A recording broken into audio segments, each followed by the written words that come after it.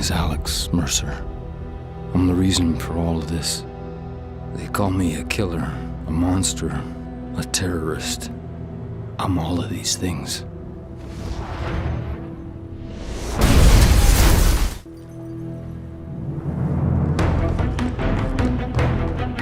There was a time when video games weren't afraid to be ugly. I'm not talking about graphically, I'm talking about emotionally. Games that embraced rage, power, paranoia. Games that didn't ask you to save the world, but to burn it.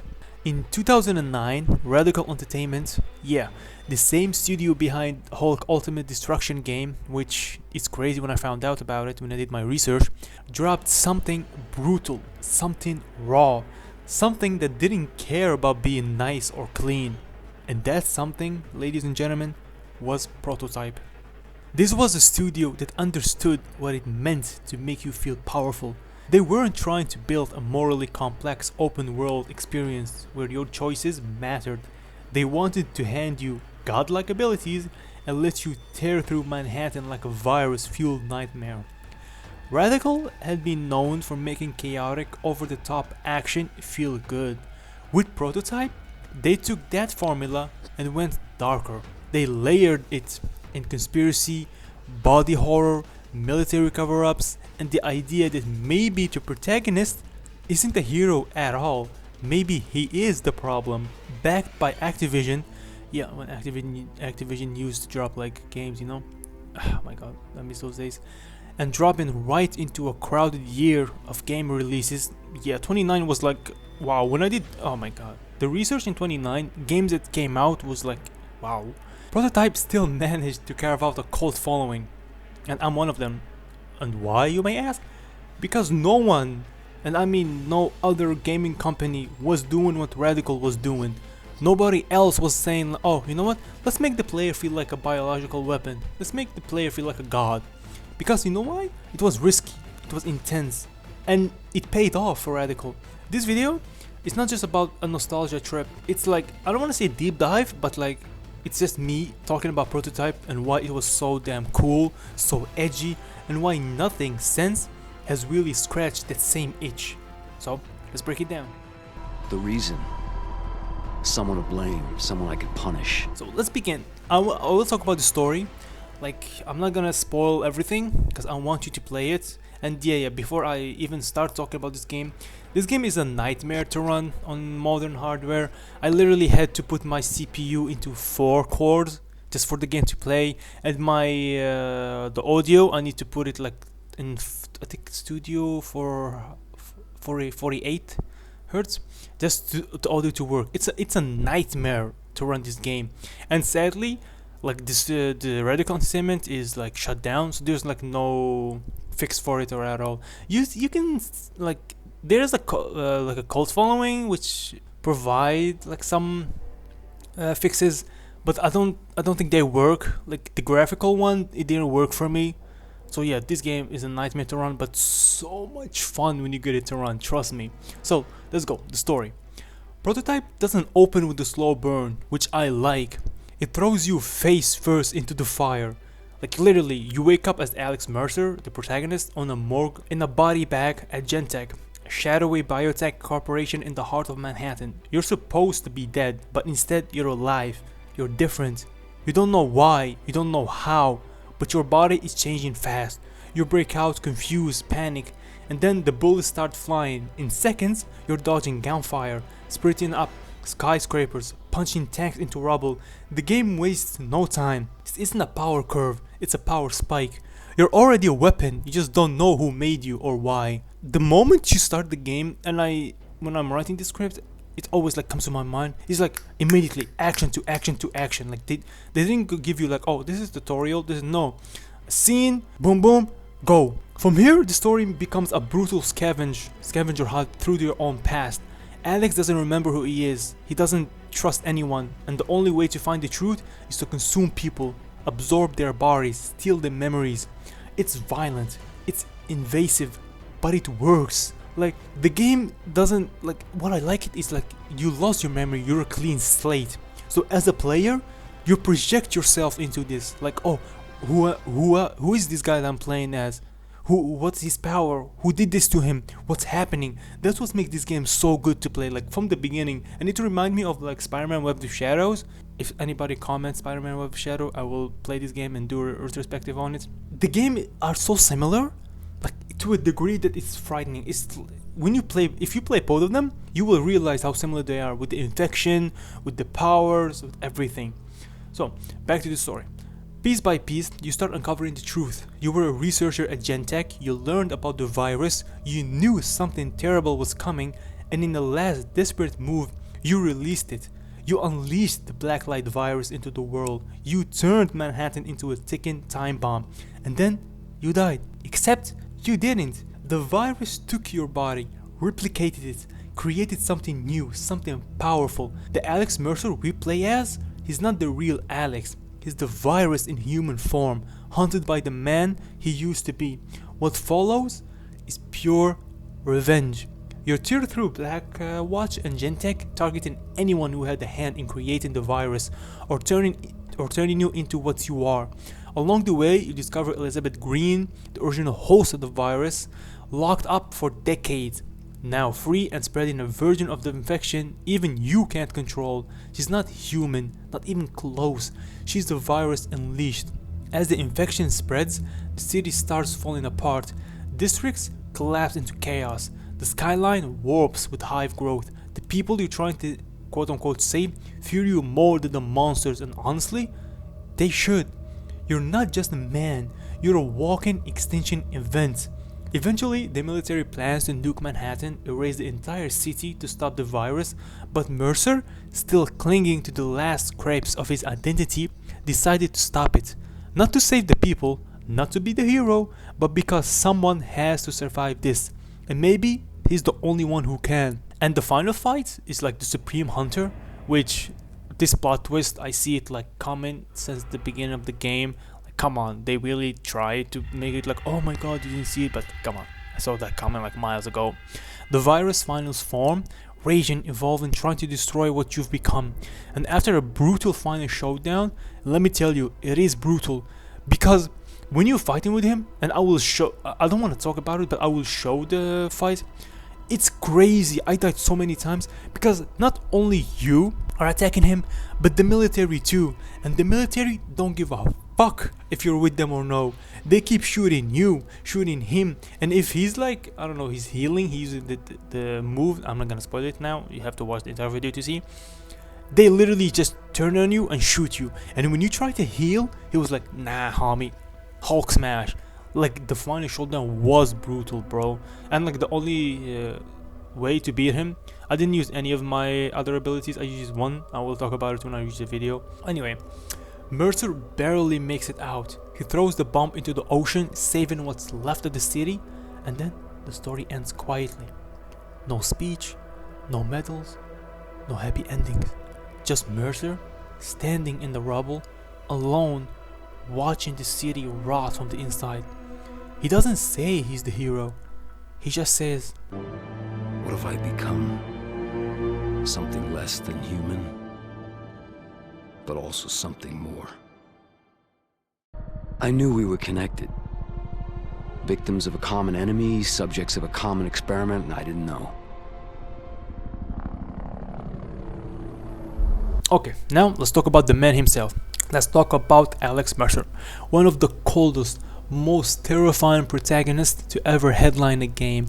He reeks of aura, his drip, immaculate. I want to have his jacket you just look at him, bro. How can you not? Oh my god. He wakes up in a lab in a morgue inside Genentech, a biotech facility in Manhattan. No memory, no name, just confusion, fear, and then power. The kind of power that should never belong to a single person, or in his case, something pretending to be one. From the very beginning, Alex is a mystery, even to himself.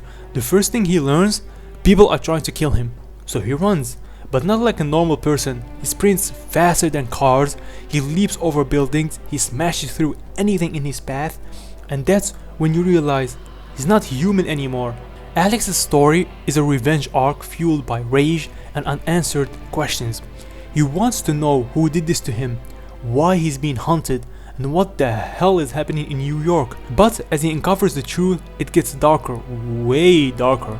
Turns out he was Alex Mercer, a lead scientist at Genentech, one of the people who worked on the Black Light virus. When the project was about to be shut down, he stole a sample and then, cornered by security, released it in the lab.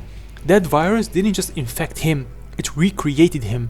The Alex Mercer we play as, he's not a man anymore, he's the virus walking around in Alex's body, holding onto his memories, pretending to be someone who died in that lab. That's the twist, that's the horror. Alex is the infection, thinking it's still human, but that doesn't stop him. Once he realizes what he's become, he doesn't spiral, he doesn't regret, he doubles down. The mission shifts, destroy everyone involved, Genentech, Blackwash, the military, anyone who lies, anyone who tries to stop him. Mercer becomes a one-man extinction event, moving through the city with clinical violence, absorbing enemies, stealing identities, and ripping through tanks and helicopters like they're made of paper. And it's so satisfying to do that. And here's the thing, he doesn't care about redemption. He's not saving anyone. His only purpose is to get answers and make every single person responsible pay. If innocence gets caught in the crossfire, so be it. Mercer isn't here to be liked. He's here to erase everything tied to the virus and the people behind it. By the time you're halfway through the game, you're not wondering if Alex is the villain. You're just wondering how far he's willing to go. And the answer, as far as it takes. Like my own body wanted me dead. From the moment you start Prototype, there's no slow build up, no hour-long tutorial, no walking around a village doing errands. The game throws you into the chaos immediately.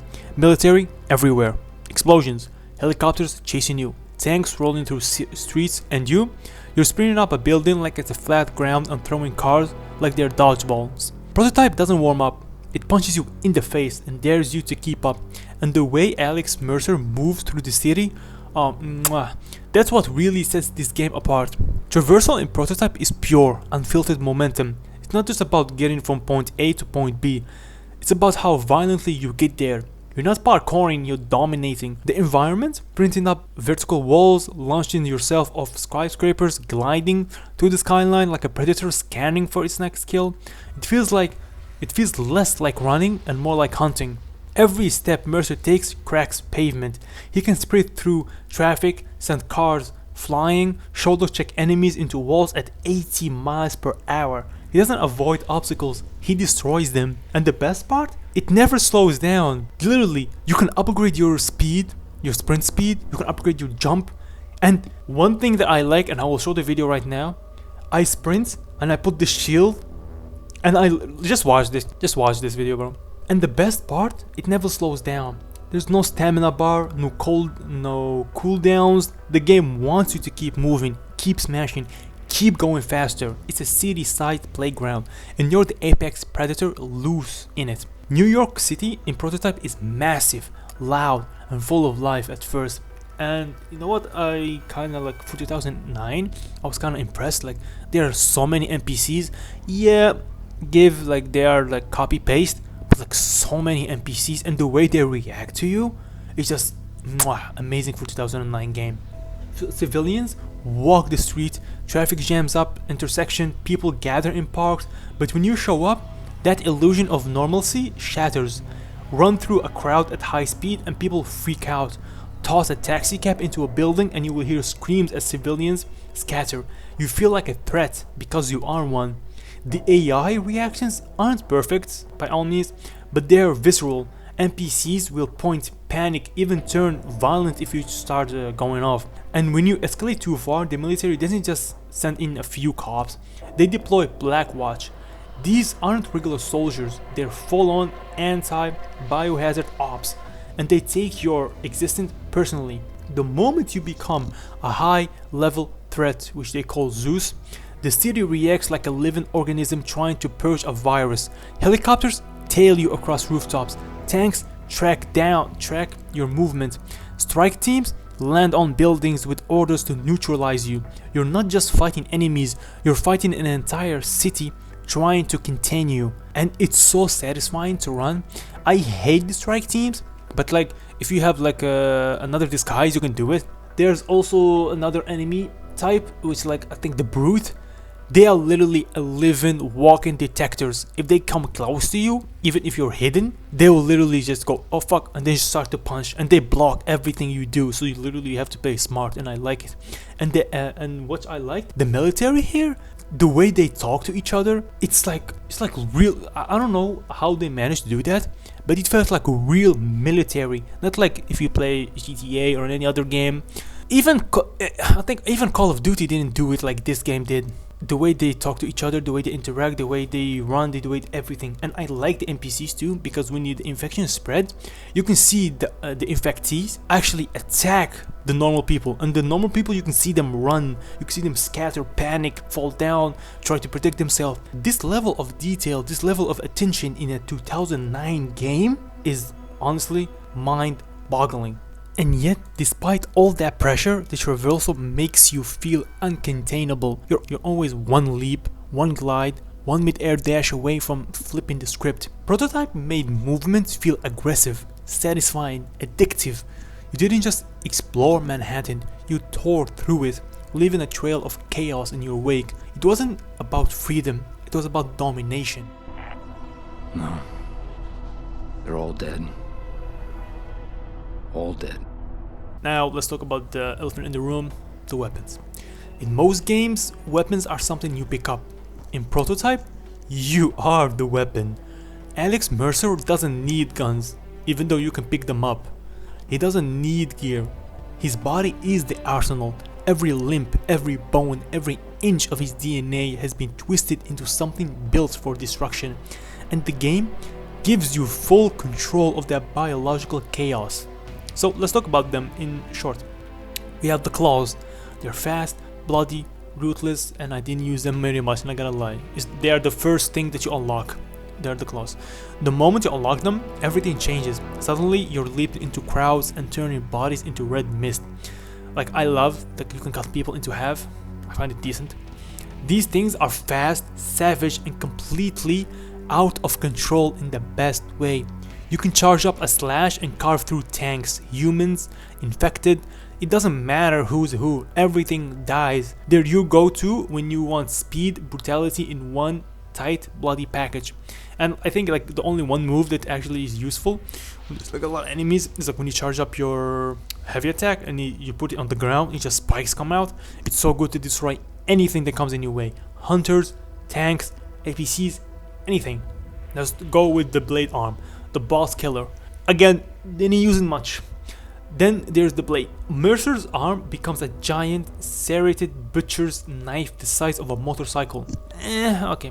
It's slower than the claws, sure, but it hits like a truck. One charge slash can tear through APCs, choppers, even bosses. And the best part, that brutal animation when you slice through enemies and their bodies lag behind the cuts for just a second before collapsing.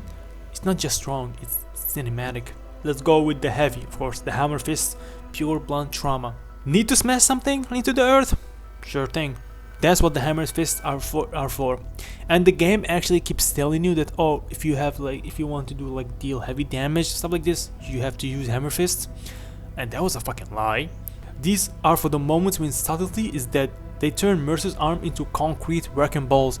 You do a flying ground pound from 10 stories up and create a crater surrounded by broken bodies. Use them against armored targets or just when you feel like turning the sidewalk into a war zone, who cares? It's destruction. And the only move that I like about this too in the hammer fist is when you charge up your heavy attack and you do like a WWE elbow slam. That's the only move that I actually like in this one. Now let's talk about the two things I'm gonna mention now. The one right here that I use all the time is the whip fist. It's good for range and crowd control. Want to stay mobile and rip things apart from a distance? Meet the whip fist. Think of it as a living grappling hook made of razor wire. It's fast, has an insane range, and can yoink enemies off rooftops or slice through a line of soldiers in one go. Great for traversal too. You can always hook enemies mid-air and chain your movement like some kind of organic Spider-Man from hell. And why I like this is because if you have like an enemy, like let's say when you fight Elizabeth Green, you cannot get near her because like if you do, they're like hunters, they're gonna hit you. She throws those orbs, green orbs that did damage to you. So with this whip fist, you can just charge the heavy, and just you throw it like spider, like a hook, and it does so much damage. And also, like when you have like multiple enemies, you can use like the sweep, like all the enemies are gone. I don't know why I'm saying but it seems satisfying.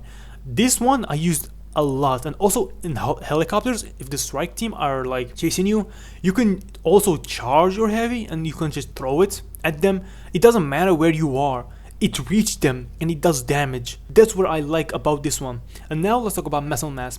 Muscle mass, I didn't use it much, not gonna lie. I didn't use it at all when I locked it, but I used it when on the final boss. And let me tell you something, they did so much damage. And you know why? The game just, when they introduce you to the muscle mass, they literally just, when you want to unlock it, they just say, oh, they just show a picture of you like holding a truck. So you think, oh, you only use this for like if you want to grab something heavy and throw it. But if you read the description, it literally says it doubles down your damage, your power, your strength. So when I read that, I was like, what the fuck, game? Why would you hide such an amazing power by this picture at all? Like the muscle mat upgrade might seem subtle at first. Your punches look the same, but now every hit has extra force, knocking enemies across the map, blowing through armor, turning light poles into javelins of death. It's like turning Mercer's entire body into a sledgehammer. Perfect when you want to be surgical and loud at the same time. I beat the shit out of the boss fight with this one. Like if you planning on playing this game, the moment you unlock muscle mass, just play with muscle mass. Trust me, it's pure hands. Now let's talk about the tendrils. I use it like a lot of, I think twice or 4 times maybe. I can't remember. It does do decent damage, but still not that much. This is when the game lets you off the leash. You grab someone and unleash a wave of withering, snapping tendrils that lashes into everything nearby, walls, cars, people, and slam them together in a wet, gory explosion. It's like watching a building get eaten alive by ropes made of muscle and teeth. Crowd control, check. Psychological horror, double check. And the final boss also uses it, and it does a lot of damage. I don't think you can use it as to heal yourself. I tried, which is kind of like suck, because if you can use it to heal yourself, like absorb everybody, oh, that's good. Biomass consumption. Let me talk about biomass consumption. Basically, it's the system that feeds it all, like all of your powers, biomass. None of this power exists without the game's biomass mechanic. You consume enemies to heal, unlike powers, and fuel your devastators, and the process never gets old. You grab a soldier, pull him close, and absorb him. Bones, memories, everything. You don't lose in Prototype, you devour. And that feeds directly into how unstoppable Mercers feel. The more chaos you cause, the more you get back. The combat loop is violent, fast, and completely addictive.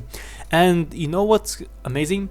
When you wanna like heal, like you have to unlock it, like you can sprint grab. And the moment you have sprint grab, you literally just use it all the time. Like you're sprinting, you grab someone, you devour, you heal. This game is amazing, but it's way ahead of its time. So now we talk about the weapons that you have. This game just said, you know what? I'm gonna give you even more weapons you can grab and hijack and everything. Literally, it's like playing GTA combined with, I don't know, godlike powers. In Prototype, you're not just tearing through the streets with claws and tendrils. Sometimes you don't need to evolve, you just need to steal. And when the military rolls in with tanks, helicopters, thinking they've got the upper hand, you can hijack their toys and turn the whole battlefield upside down. Let's start with tanks, bro. The military rolls them out like they're gonna stop you, like armor and shells are going to matter against a shape-shifting monster, but you don't back down. You run straight at them, leap on top, rip the hatch open like it's a tin can, drag the poor soul inside out by the throat, then it's your tank now. Yep, and the moment you're behind the wheel, everything shifts. Now you're the one blowing up the infected hives, leveling city blocks, and flattening crowds of enemies with explosive rounds. Tanks in Prototype feel heavy, brutal, and loud. It's not about precision. Who gives a fuck about precision in Prototype? It's about punishment, and when you fire that cannon and see infected chunks flying, that's satisfaction. But you're not just borrowing it, you're using it until it burns. And if you have a If you use Alex Mercer to hijack anything, like you want to hijack like a helicopter, a PC, a tank, you have like a quick time event, like you have to click to hijack. But if you use like a soldier disguise, instant. The game thought about everything. So now let's talk about the APCs. They're not as heavy as tanks, but faster, better for hit and run chaos. You roll through streets, spraying infected with miniguns or rockets, your choice, turning swarms into meat mush. They're a little more surgical as prototype gets, not gonna lie, but the feeling is the same. You took it and now it's yours to wreck everything with. Helicopters, I think they're like only two types.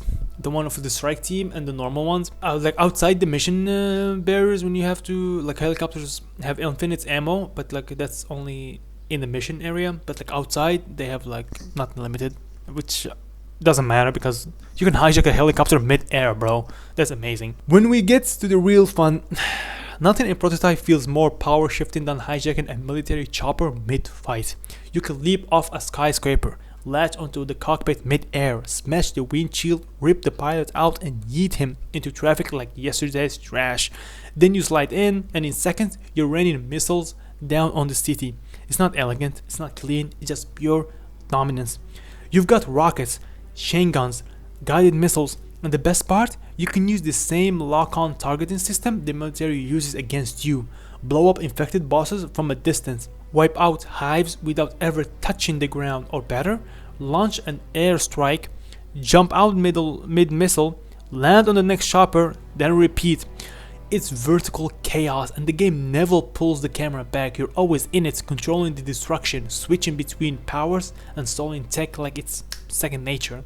What makes this so satisfying is how fluid it all is. You're never stuck choosing between Mercer's power and the military weapons. You use both in the same mission, in the same fight. Jump out of a helicopter, impale a tank with tendrils, grab a soldier, consume him mid-combat and hijack another vehicle, all in the same 30 seconds. There's no wait for prompts moment, no, you just go. The world is hostile. You're the apex predator and everything, tanks, choppers, soldiers, is just another weapon waiting to be taken.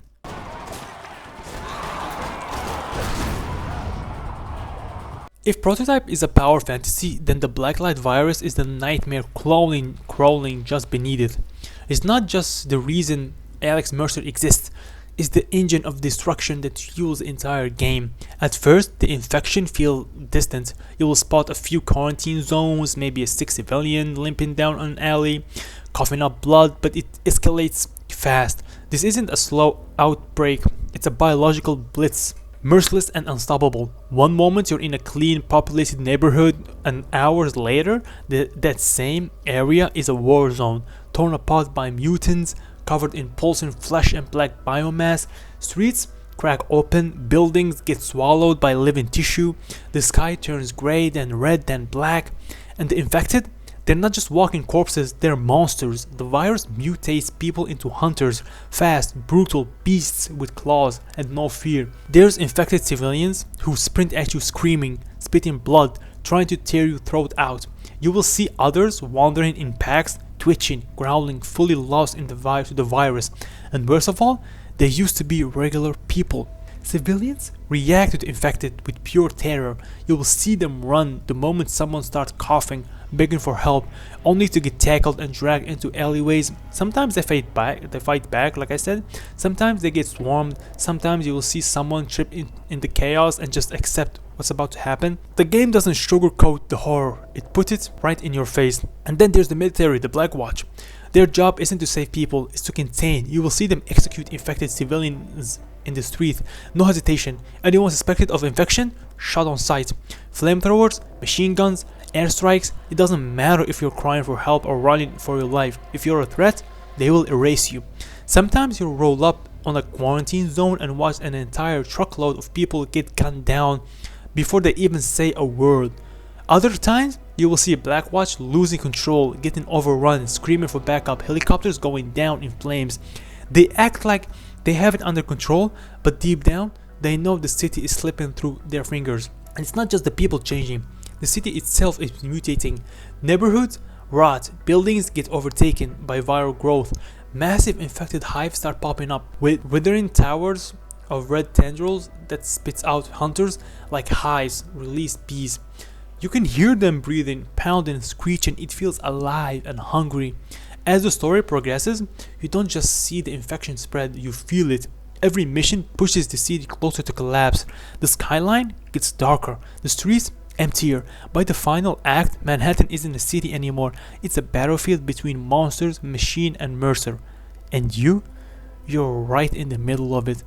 Not saving anyone, not stopping the infection, just trying to figure out if you're the cure or the final stage of the disease. Spoiler, it might be both. What the hell are you? Now let's talk about the antagonist. Look, I don't have much to say about the antagonist. Like, every monster story needs a villains, but Prototype flips the script a little because Alex Mercer is already the monster. So the real question isn't who the villain is, it's who's trying to stop him and why. So let's say there's like Black Watch, the military. There's the company Gentech. There's also Elizabeth Green. She's the mother of the infection. Like, I think Elizabeth Green is the only one who's worth talking about, but not really because you don't meet. I think you meet her like 2 or 3 times, and that's it. And then there's the Supreme Hunter, who is like her son. Spoiler alert, yeah. So they're I don't want to say they're not memorable, to be honest. I didn't care about their name Black Watch. I just like military, sure. Like Elizabeth Green, I think you in the Web of Intrigue or something like this, you meet her, like you see what happens to her, you figure out that she has a son, and like she's the mother of the virus that's been released. And yeah, I don't think she has that much to remember. Like the final boss with her was kind of annoying, like so much annoying. And the Supreme Hunter literally just like, I don't know, it's not that much. Like, I'm not gonna lie, it's not worth talking about this antagonist. But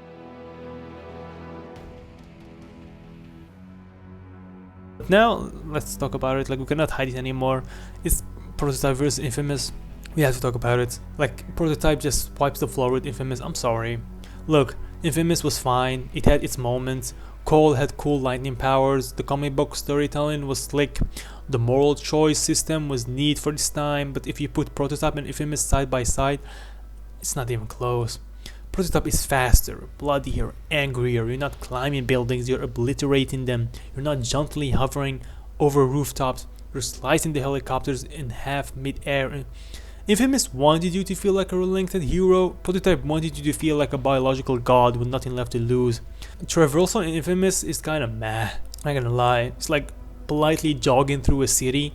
Meanwhile, Prototype is like someone gave you a jet engine, a butcher knife, and just said, go nuts, bro. And the combat, same story. Infamous had zaps, grenades, cool. But Prototype, you're turning your arms into massive blades, spikes, hammers. You're ripping through tanks, body slamming choppers out of the sky, and absorbing enemies on the spot. You don't fight enemies, you erase them. And also like the tone, Infamous, like I said, felt like a comic book. Prototype felt like a horror game, like a biological horror film where you are the thing everyone's afraid of. There's no hand holding, no choose good or evil nonsense. You're not saving cats from trees, you're decimating everything in your path to find answers and bury the past. Now, like, why no one's been able to replicate the Prototype feeling? One word, it's like restrain. Like, modern games are scared to go this hard. Studios want like safe protagonists, sympathetic heroes, marketable morality systems. Prototype didn't care about any of that. It gave you the power, told you the world was against you, and said good luck. There's no RPG gear system, no crafting menu, no dialogue wheel, just raw movement, raw violence, and a city begging to survive. Everything about Prototype was ahead of its time. The scale of destruction, the enemy density, the way the city changed dynamically as the infection spread, the feeling of being hunted even while being the strongest thing in the game. It wasn't perfect, but it had teeth, personality. It made you feel something, the specific cocktail of speed, violence, paranoia, and power. No game managed to recreate it, not even Prototype 2. Prototype, like I said, was a lightning in a bottle. A rare moment where a game didn't ask, should we tone this down? It asked, how far can we push it before the disc melts? And that's why nothing else has matched it. because no one else has been brave or crazy enough to try it again. I'll relive forever. What if I become something less than human, but also something more?